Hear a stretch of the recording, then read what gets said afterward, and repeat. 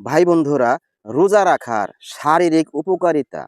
বিভিন্ন গবেষণায় দেখা গেছে শরীরের অতিরিক্ত চর্বি কমাতে সাহায্য করে, পাচন তন্ত্রকে বিশ্রাম দেয়। শুধু তাই নয়, রক্তচাপ ও সুগার নিয়ন্ত্রণে সাহায্য করতে পারে। আবার শরীরের বিষাক্ত পদার্থকে কমাতে সহায়তা করে। হ্যাঁ, শরীরে রোগ প্রতিরোধ ক্ষমতা বৃদ্ধি করে। তাহলে শুনুন, সঠিকভাবে রোজা রাখলে শরীরে রোগ প্রতিরোধ ক্ষমতা ভালো থাকে এবং স্বাস্থ্য উন্নত হয়।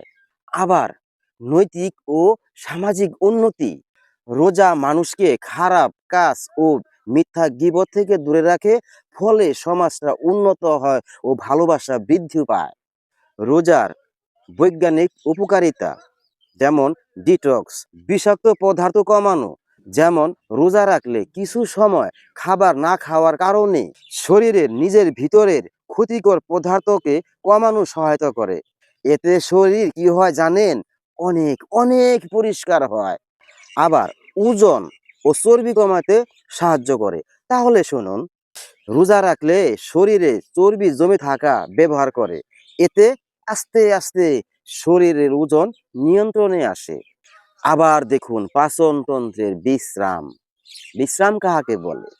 সারাদিন খাওয়া না থাকায় পাকস্থলীয় বিশ্রাম পায়, যা হজম শক্তি ভালো রাখতে অনেক অনেক সাহায্য করে।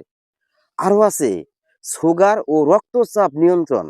রোজা রাখলে ডায়াবেটিস ও উচ্চ রক্তচাপ সহায়ক হতে পারে। যদি আপনার রোগ থাকে তাহলে ডাক্তারের শরণাপন্ন হন। এখন আসি মূল কথায়, শিশু ও কিশোরদের জন্য রোজা রাখার উপকারিতা। আত্মনিয়ন্ত্রণ শিখে ও ধৈর্য ও দায়িত্ববোধ বাড়ে। যেমন ধর্মীয় জ্ঞান ও নৈতিকতার উন্নতি হয়। শৃঙ্খলাপূর্ণ জীবন গড়ে ওঠে। এটাই হলো শিশু ও কিশোরদের রোজা রাখার উপকারিতা। আবার শুনুন, এটা না বললেই নয়, কোন কোন কারণে মানুষের রোজা ভাঙ্গে।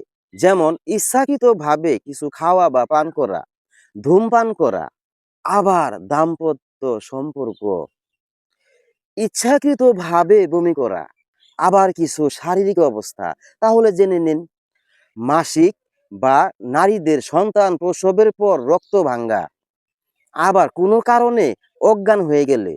তাহলে আবার শুনে নিন, যেগুলো রোজা ভাঙ্গে না যদি ইচ্ছাকৃত না হয় রে ভাই, ভুলে কোনো কিছু খাবার বা পান করা।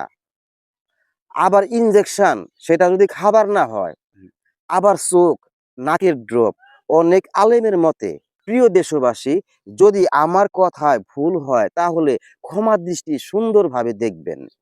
মানুষ তো ভুল হইতে পারে। আর আমার এই ভিডিওটি যদি ভালো লাগে তাহলে একটা লাইক দিবেন, একটা শেয়ার দিবেন।